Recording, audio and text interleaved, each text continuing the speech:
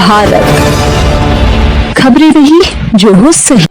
उत्तर प्रदेश के बस्ती जनपद में एक ऐसा मामला सामने आया जो पुलिस के लिए बहुत ही पेचीदा था। बताते चले, बस्ती जनपद में एक व्यक्ति ने खुद के ही अपहरण की झूठी योजना बनाकर पुलिस को हलकान किया और पुलिस को गुमराह भी किया। बताते चले, बस्ती जनपद में एक व्यक्ति ने खुद के ही अपहरण की झूठी पट्टकथा लिख डाली।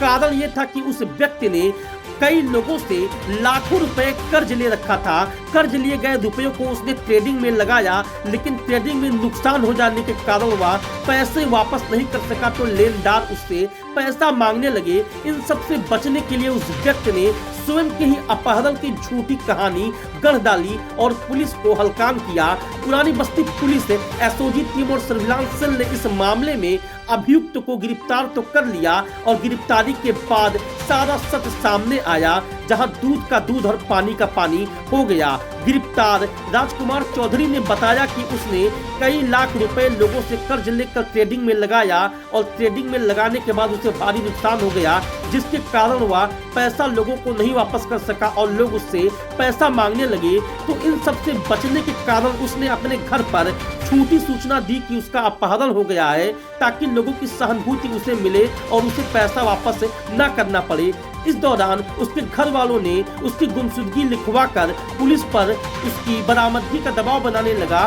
तभी पुलिस टीम लगातार हरकत में आने के बाद प्रयास कर रही थी कि पुरानी बस्ती पुलिस एसओजी टीम और सर्विलांस सेल ने अभियुक्त को मथुरा से बरामद किया और जब अभियुक्त को बरामद किया तो सारा सच सामने आ गया। राजकुमार चौधरी ने बताया कि उसने कई लोगों से लाखों रुपए कर्ज ले रखा था।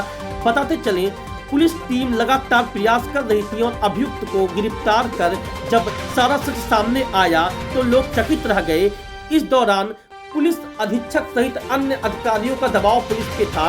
अपर पुलिस अधीक्षक ओम प्रकाश सिंह ने प्रेस वार्ता कर पूरे घटनाक्रम की जानकारी मीडिया को दिया। गुमशुदा को बरामद करने वाली पुलिस टीम में थाना अध्यक्ष पुरानी बस्ती महेश सिंह, प्रभारी SOG team Chandrakant Pandey, surveillance cell प्रभारी शशिकांत, वरिष्ठ उप निरीक्षक अखलाक अहमद और पुरानी बस्ती से constable Krishna Mohan Yadav, constable Manoj Yadav, constable लिखित राजभर, महिला कांस्टेबल सोनी जायसवाल शामिल रही।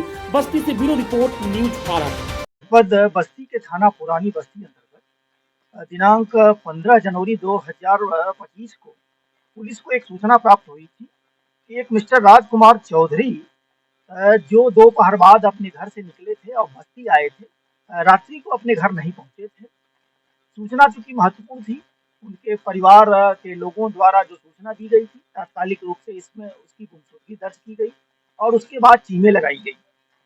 अब जब पुलिस द्वारा जांच पड़ताल प्रारंभ की गई तो NH 28 में वहां सबदैया के पास जो व्यक्ति गायब थे, उनकी बाइक और उनकी बैग वहां मौके पर प्राप्त हुआ था। तात्कालिक रूप से इसको और गंभीरता पूर्वक टीमें लगाई गई, जिसमें स्वाट, एसओजी, थाने की टीम बना करके सर्विलांस की टीम को लगाया गया और पूरी संवेदनशीलता के साथ, क्योंकि इसमें एक व्यक्ति गायब था, इसकी जांच प्रारंभ कराई गई थी। इस प्रकरण में क्योंकि उनकी परिवार की पीड़ा को लेकर के कुछ सामाजिक लोग भी आए, पुलिस अधीक्षक महोदय को, जिलाधिकारी महोदय को एक अल्टीमेटम के रूप में ज्ञापन भी दिया गया कि 24 घंटे के अंतर्गत अगर जो अपहरित व्यक्ति है या जो गुमशुदा व्यक्ति है, अगर इसकी बरामदगी नहीं होगी तो धरना प्रदर्शन किया जाएगा।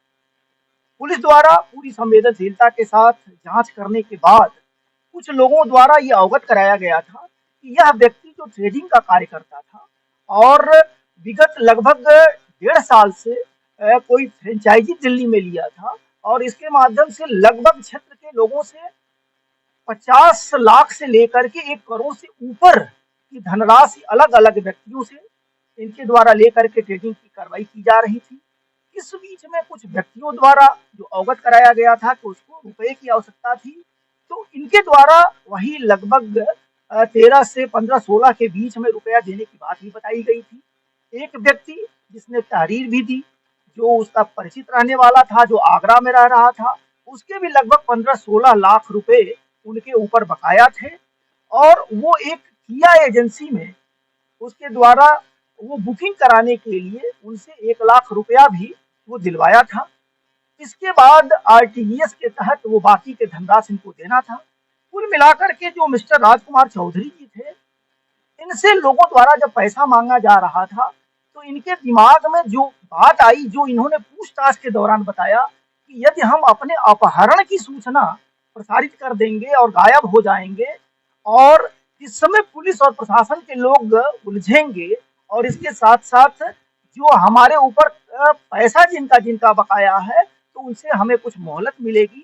और इस आधार पर उनके द्वारा बस्ती से जाकर के पहले वो कानपुर पहुंचे थे, कानपुर से फिर वो प्रयागराज गए थे और प्रयागराज से जाने के बाद वो मथुरा जा करके और फिर वहां रह रहे थे, जहां से पुलिस टीम द्वारा इनको ला करके और फिर अग्रेतर वैधानिक कार्रवाई कराई जा रही है।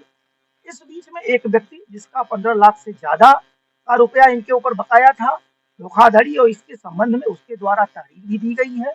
उस तहरीर के आधार पर नियमानुसार उचित धाराओं में थाना पुरानी बस्ती अंतर्गत अभियोग का पंजीकरण भी कराया गया है। इनके जो अकाउंट्स नंबर वगैरह मिले हैं, इसकी भी खोजबीन कराई जा रही है। अकाउंट नंबर में चूंकि एक लंबा अमाउंट जो अभी वर्तमान समय पे चूंकि जांच के स्तर पे अभी कहा जाना उचित नहीं होगा, लेकिन इतना कहा जा सकता है कि करोड़ों रुपए का उसमें लेन देन का वो हुआ है। संपूर्ण प्रकरणों में हम विचारण कर रहे हैं, उसको दिखवाया जा रहा है। और ये जो सातिर व्यक्ति जो एक तरीके से नटवर लाल टाइप का था, जनपद बस्ती पुलिस को पकड़ने में सफलता हासिल हुई है और वैधानिक कार्रवाई कराई जा रही है। देखिए, अभी तो चूंकि आपके माध्यम से जब ये सूचनाएं प्रसारित होंगी कि कोई नटवर लाल को जनपद बस्ती पुलिस द्वारा इस तरीके से खुद उसके द्वारा जो जाल बनाया गया था उसके माध्यम से अरेस्ट किया गया है, तो अभी और भी ढेर सारे लोग निकल के सामने आएंगे।